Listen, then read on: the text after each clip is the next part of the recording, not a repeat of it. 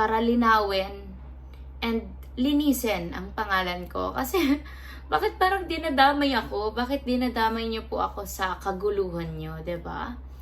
Unang-una, sa'yo po, Kuya Radzane, wala po akong ginawang masama sa'yo. Wala akong sinabing masama sa'yo. Especially kay Viance, kay Dr. Love, wala akong sinabi. Wala akong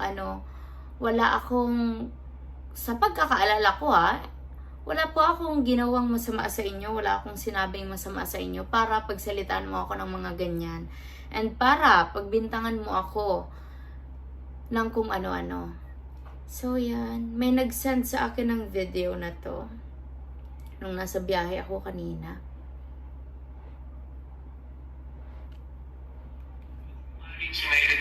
Kaya pala biglang umaling si Megan sa kalimot.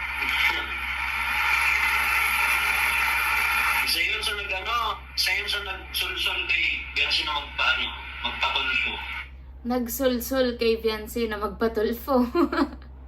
Yan po ang hirap Ang hilig, paano natin irereklamo ang isang bagay na sa pamamagitan ng pagsasalita natin, 'di ba? Kung hindi natin alam ang mga ibig sabihin ng mga words na binibitawan natin, 'di ba? Paano na natin makukuha kung ano man yung justice na sinasabi nyo kung hindi nyo nga alam kung ano talaga ang tamang term sa mga bagay-bagay, 'di ba? Ang mga accusations nyo, salto-salto. Kaya alam nyo, ayaw ko po talaga, as much as possible, diba sabi ko, ayaw kong manghimasok. Ayaw kong ma-involve sa ganitong issue kasi sobrang dami ko na pong issue and may mga inaayos ako personally. And ayaw ko sana to idagdag sa mga isipin ko. Pero sige, dahil gusto mo, sige po. And, yung sulsul, dyan muna tayo sa sulsul na sinasabi mo. Paano susulsulan ko? Eto ang message namin. May 6, 9:34 po ito, PM to, PM. Sending you hugs and prayers, be. Hindi pa po ito nangyayari yung pagpapatulfo, yung live nila. Wala akong idea kung sino ang ipapatulfo niya, ganyan-ganyan. Pero madami kasi nagko-comment sa live ko noon, kaya na-curious ako, tinanong ko siya. Sabi niya, ang reply niya sa akin nung sabi kong, sending you hugs and prayers, be. Thank you, Ate Medit. Hindi naman ako makikipag-away sa kanila. Paglalaban ko lang pamilya ko. Siyempre, bilang ate niya, tsaka, 'di ba? Parang may mga pinagsamahan. Lahat po ng Kalingap Angels, wala ako sa kanilang hate or tampo, ganyan. Lahat sila love ko. Especially nung andun pa ako sa Kalingap.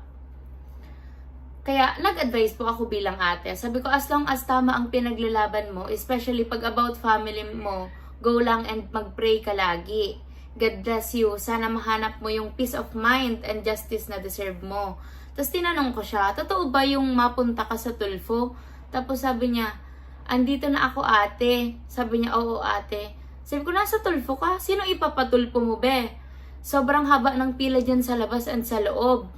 Tapos may mga messages pa po ako, hindi na siya nag-reply. Kaya ang ginawa ko, in-unsend ko naman na. Kasi parang useless naman na yung mga sinasabi ko kasi ando na siya and hindi niya na po ako sinagot. Hanggang sa napanood ko po yung live na si Kuya Val and si Kuya Rab pala ang ipapatulfo niya. Hindi ko po yun alam. Kasi kung alam ko, a-advisean ko siya bilang ate. Kasi para sa akin, mali yung... Diba, kahit anong issue pa yan, kahit gano'n pa kasama ang loob natin, hindi para atakihin ang taong mga tumulong sa atin. Kahit ano pang misunderstanding yan, hindi, diba? Ayaw ko to sabihin kasi alam kong makakapanakit ako sa mga sabihin ko. Pero hindi ko ito i-filter. Diba? Kasi para sa akin, hindi pa din enough reason yung pagiging, yung misunderstanding natin sa mga taong tinulungan tayo, 'di ba? Sa lahat po ng tumulong sa akin, hindi ko sila hindi ko sila binastos or parang sinagot-sagot ng sobrang below the belt kasi alam ko kung saan ako magsa-stand bilang natulungan and alam ko kung paano tumanaw ng utang na loob na kahit ano man ang sabihin mo sa akin na masakit, ang sasagutin ko lang is yung kung anong alam kong tama. And kung ipaglalaban ko man ang sarili ko, I'll make sure na alam ko pa rin kung saan ako magsastand. So, wag mo po sabihin yan sa akin na balingbing ako. Kasi wala akong sinabing masama kay Viance about sa Kalingap, especially kay Kuya Rab and kay Kuya Val. And hindi ko siya sinabi na, sige na be, ipatulfo mo sila, ganyan-ganyan. Wala po akong sinabing ganyan. Oo, nag-message ako sa kanya na yung ginawa ko kasi 'di ba kung maalala niyo po, nagpatulfo din ako and may pinatulfo din po ako. And ang ginawa ko doon, nag-video muna ako. Tapos pinost ko sa social media para mapansin agad ng RTI sa loob, 'di ba? Yun lang po yung shinare ko sa kanya. Pero hindi ako nag-advise sa kanya na ipatulfo niya si Kuya Rab and si Kuya Val. And hindi ko po alam na si Kuya Rab and si Kuya Val yun. Kaya huwag ka po magsalita sa akin ng ganyan, Kuya Radzain. Kasi sobrang mali ang accusations mo. And hindi mo po ba alam ang mga term na ginagamit mo? Sulsul. Saang part doon ang panunulsul? 'Di ba? Na high blood mo ako. Wala po akong ginawa or sinabi sa inyong masama para ganyanin niyo ako, Kuya Radzain. Grabe yung yung accusations mo sa akin. Ano pa yan? Ano pa yung sabi mo dun sa video mo? Balingbing. Paano naging balingbing yon?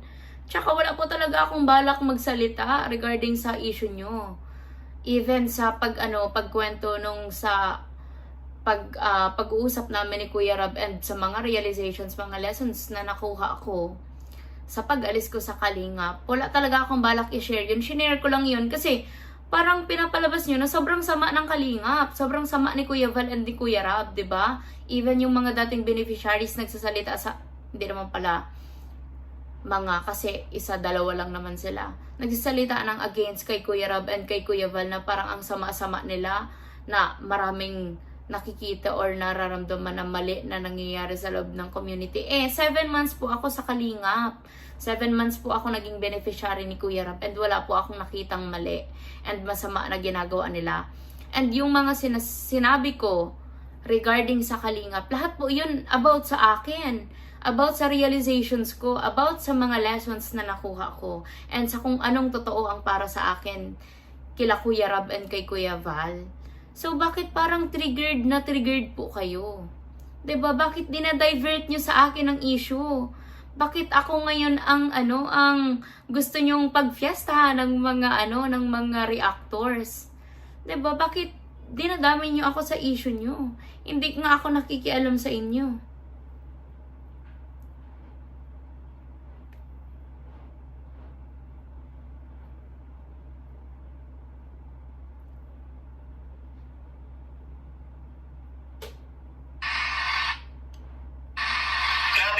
Pag magkwento yan ng about sa mga nangyari, like mga scripted, mga ginagawa nila,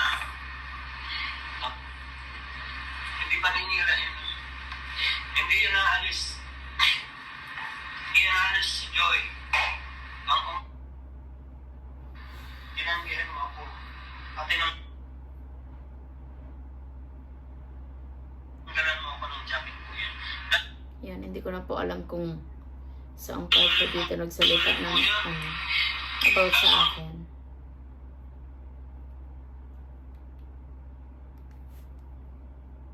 So, yun po ang yun ang side of the story ko. So,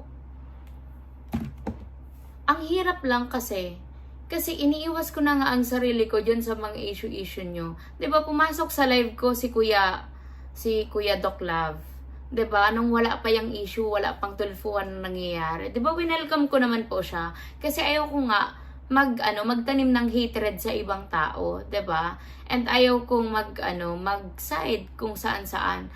Pero after nung ginawa nyo kay Kuya Val and kay Kuya Rab, syempre para sa akin, hindi dahil sa may binigay sa aking opportunity si Kuya Rab, hindi ko nga po yun inaasahan. Hindi ko inaasahan na manonotice nila yung pagkwento ko. Kasi kwento lang naman po yun. Kwento yun regarding sa akin, about sa akin. So, parang, bakit natitriggered kayo? 'Di ba? Tsaka, saan mo nakuha yung sul mo? And yung balimbing mo na sinasabi. Grabe yung mga accusations mo, kuya. Pag hindi ka po tumigil, eto po ha, ako mismo to, ako ang nagsasalita. Ako ang magrereklamo sa'yo dyan sa sa daet nyo. Kala mo, mumuturin talaga kita, mumuturin ko ang pagpunta dyan para ireklamo ka. Hindi ako nakikialam sa inyo. Wala akong pakialam sa inyo, sa mga issue nyo. Kasi may mga issue din akong hinaharap and wala akong plano na idagdag yung mga sa inyo. And alam ko na mali yung ginagawa nyo. Kaya sa mga kamedit po, ito po ay galing sa akin. Ako mismo po ang nagsasalita nito. Sa mga nasa or pumasok sa Kagwapa na sinasabi na supporters ko or reactors ko, mamili po kayo. Magiging part kayo ng Team Kagwapa or dito kayo sa akin. Wala na po, hindi ko na po ngayon, dati kasi wala po akong pakialam kung saan ka po mag-reaksyon, sino isuportahan mo, sa iyo po iyan. Kasi nga, wala naman silang ginagawang masama sa akin, wala silang sinasabing masama sa akin. Pero ngayon, na dinadawit nyo po ang pangalan ko, na pilit nyo akong sinasali dyan sa mga issue nyo, and sa akin mo binabaling ang mga bashing ngayon, hindi ko po ina-allowed ang Medit community na pumasok sa inyo. And kung magiging part man ang ibang reactor na nagsusupport sa akin, sa inyo, aalisin ko po sila sa akin mismo. Or dapat pumili lang sila, either dyan, sa community nyo o dito.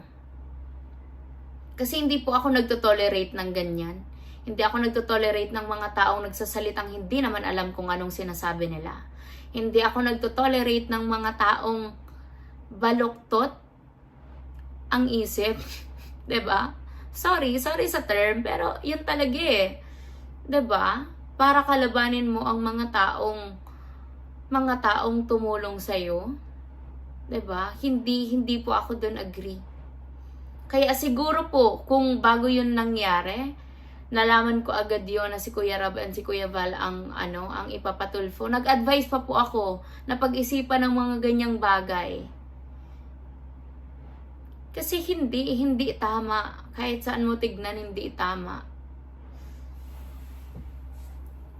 And sa inyo, Kuya Red Zen, yan. Ano ko yan sa'yo? Advice ko yan sa'yo. Na alamin mo muna ang mga term na bibitawan mo bago mo bitawan. And alamin mo muna ang kwento. Paano ko susulsulan ang taong ando na nga? 'Di ba? Paano ko susulsulan na ipatulfo si Kuya Rab and si Kuya Val? Na ako nga mismo nagulat nung nag-on air sila na si Kuya Rab tapos si Kuya Val pala ang ang pinapatulfo, 'di ba? Ang inirereklamo. Kaya wag niyo po ako idamay diyan sa mga issue niyo. Yan lang. Thank you all for watching this here video. Please like and subscribe and follow. Much love from Little Yas to each of you. Content creator.